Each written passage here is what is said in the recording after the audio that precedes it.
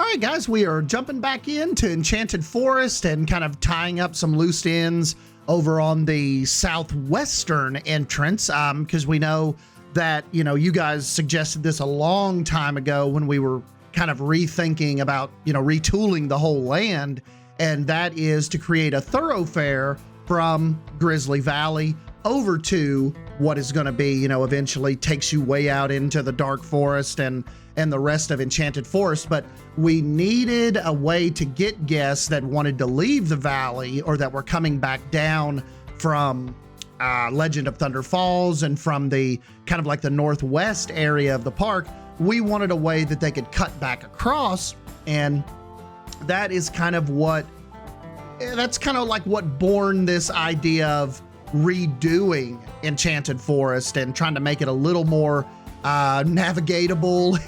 just kind of give it a little more accessibility through the park. And I think we have really kind of captured that spark with the land not only holding its own as, it's like a nice themed land. By the time the land is finished, it's going to have 5 or 6 attractions, but just the usefulness of the land, it really can't be understated when we're talking about getting guests across the park. And I think we've just been able to figure out kind of how to do it and how to present it in a really fun way with this kind of like what used to just be not a major land. If you've been around Wilderness Springs for a while, it had like 2 flat rides and a little kids coaster. But now it is a major identity, major thoroughfare of Wilderness Springs, and it's going to be a very popular land. I think once we kind of get this done, I'll show you in the real time here in a few minutes, but I almost passed this over. I almost went last night and I wanted to start on the sidecar coaster, and I've been thinking of a story and wanting to really get started on the Dark Forest, but kind of wanted to pump the brakes a little bit. I'm kind of trying to do that more, and I just thought, you know what? We've already got such a good entrance area on the east side. Why don't we just take our time a minute? Let's not rush and, like I'm notorious to do with Wilderness Springs, and jump around all over the place and leave things unfinished. I'm like, let's just chill a minute. Let's go back over here to the west side and let's just work on this entrance and try to get that knocked out before we start on a whole nother giant section of the land that is going to take quite some time and will take more time away from, essentially doing this entrance. And so that's what I did. I'd spent yesterday evening and a little bit of this morning just working on this western entrance to Enchanted Forest, and I think, well, you'll see in the real time, I think we nailed it with what we were wanting the land to accomplish, and the guests are definitely using it. Just feels so good too to have the guests back in here. The park it doesn't feel as alive when your little guests are when you don't have them in here. I know as far as like frames and stuff go, it may help a little bit, but I like designing with them walking around and, using the attractions and all that. So, that's just a part of it. We've learned a lot with this land. I think I've gotten so much practice out of this little land and the theming and what I think looks good and what doesn't look good. Everything from pathing to roof pieces to foliage to ride layouts. Thinking in terms of what would a guest like to see, what would you like to see on the ground level if you were exploring an area in a theme park like this. And that is kind of one of the things I try to do a lot when I'm designing this stuff. People, I'll get that question a lot. You guys will see it in the comments, like, how do you start this? Like, what is your process when you start building these lands like this? And honestly, I always tell people I design the attractions and the layouts and the lands. I just design what I would like to see in real life. Honestly, that's like always at the forefront of my mind. Like if I had unlimited funds, or, I was a shot caller for a really big theme park like this, what would I like to see as far as immersive lands and storytelling goes. And, you know, that is kind of how I approach it. And, you know, I think it's evident in, I'm not a big coaster rider, really. I mean, I don't mind coasters, but I don't really go to theme parks for the coasters. I go for the theming and the lands and the story. And I think sometimes that overtakes my designs a little bit because they're very theme and story heavy and a little light on the coasters and some of the rides. But that's just how my brain works. That's just what interests me the most about theme parks. So I think that's what comes out so heavy in my designs, and it may kind of aggravate you guys sometimes, like, where are all the rides? This guy's not designing any rides. But yeah, you know, that's just kind of the enjoyment of the game for me. I always use it as like a little 3D Lego builder. So I don't know, it's fun. But yeah, let's jump over to the real time real quick, and I'll give you some more of my thoughts on this southwestern entrance at the end of the weekend here. Hold on one sec. All right, guys, so here's what you have now. You essentially have your, you know, your eastern entrance, and what we just worked on was your southwest entrance. So this is the side that you can enter Enchanted Forest on from Grizzly Valley. And, you know, also too, there'll be one more that actually you enter in, you know, it'll eventually be up here. And, that will kind of be your, you know, northwest entrance up there. So yeah, you know, it was just kind of like, this has just been a big, kind of like a big study on slowing myself down and just making sure loose ends are tied up before moving on to other parts of the land, or like we said, starting the coaster. I started to actually I was going to do the coaster layout and kind of figure out some stuff over that way. But I was like, you know what? Let's just chill out a minute. Let's get over here and actually finish this entrance. Like, we're already over here. We've got, you know, we already have a ton of work done. Let's just pump the brakes a minute, come over here and, you know, get this thoroughfare done. You know, the toad pond looks awesome. It butts right up against Barnstormer. All of this is just come together so well. I just kind of like basically was trying to tell my brain, don't skip around.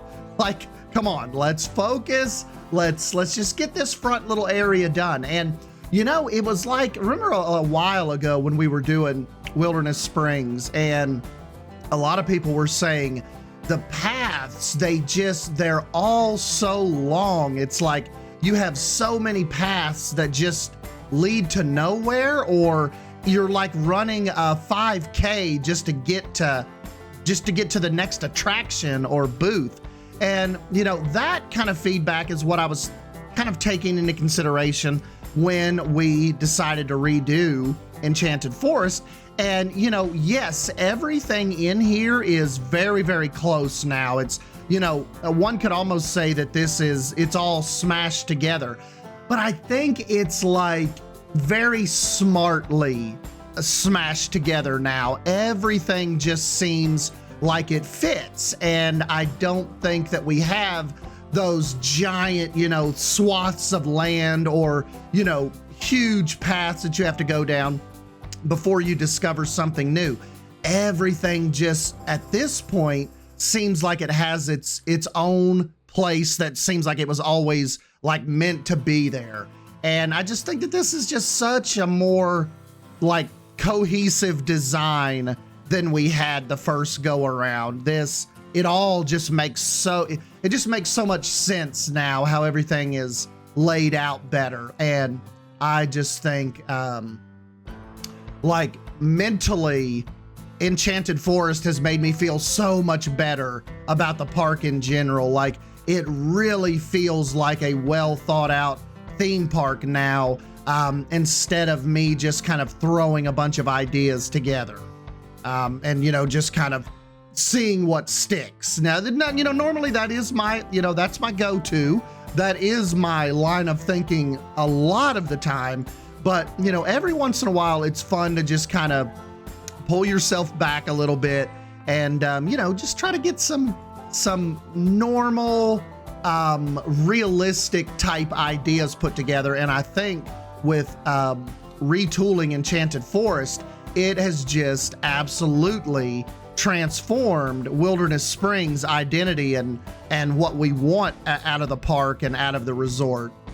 So yeah, that's just kind of my thoughts. I like I said last night, I thought about coming over here and starting the coaster, and I was just flying around, and all of this little area was just, you know, it was just still empty. And I'm like, nah, wait a minute. We are gonna get in here and we are gonna get this, we are gonna get this southwestern entrance finished. And so, yeah, we got it. Now, it's, the only thing is, I mean, I know we're gonna have a dark forest section. My only little bit of annoyance with this area is there's so much sunlight over here. You know, I could probably do maybe another tree, maybe a taller tree over here, and maybe give it a little more, maybe give it a little more shade. Matter of fact, we'll try it in real time here. Let's just take this guy and give him a little, just a little more foresty vibe instead of being soaked out here in the sun, you know, when you're telling people they're going into Enchanted Forest. That looks a little better. Provides a good amount of shade. See what it looks like from the path side. Yeah, pretty cool. Don't mind that. Got a little bit of an incline right here that takes the guest up into the land. Yeah, not bad. That really kind of helped this sun-bleached area, made it feel a little more foresty. I think we might leave that. That's pretty cool. And you have the coverage kind of going over the path, you know, with that branch. Enchanted Forest. I like it. That's a very helpful tree. You can see I've used it a bunch throughout the land. But yeah, next project, I think now it is, you know, it's time to move out towards the dark forest area. You know, maybe have things go a little more spooky out this way. Definitely more shaded. We want it to be like a dark, you know, just a, you know, this that spooky vibe type forest out that way. So, you know, we'll get there. But yeah, just, you know, I think this was a good little bit of practice for me to get in here and pump the brakes and get some more done on the actual, you know, entrance part of the land. And, you know, at the same time, bringing in Wolf Tinner's little whirly rig here, we were actually able to add us another ride to the land. Remember, this was in the original land as well. It sat over here kind of by the entrance. Remember, the creek ran through here. Whirly rig sat right here. The little kids coaster was all kind of in this area where the giant tree sits. So yeah, definitely retooled the little area. And I think it looks a lot better. So anyways, as always, you guys let me know what you think. Wanted to get you a little end of the weekend update before I kind of go back here and try my hand at a story for the sidecar. That's the kind of the coaster I want to mess with next. And who knows, we might get a little kid coaster out here again at some point before we cut the land off. But you know, I'm thinking the land probably to you know, just to make sure I have enough room for the coaster and the dark forest and whatever we want to do. It'll probably cut off probably mid load building for Legend of Thunder Falls. So, you know, it'll be by the time it's done, it'll be a pretty good size land with 1, 2, 3, 4, probably 5 attractions by the time it's done, with a restaurant and a meet and greet and some retail, Broken Oak Wand Shop. And over here is our little meet and greet for Vesper. It's his little area. So so the guests can come and get pictures taken with Vesper, get your autograph. So yeah, anyways, guys, that's just my thoughts for the weekend. Just kind of thinking out loud here on what I want to do and what we want to try. But anyways, I'll jump on out of here and I'll catch you in the next video.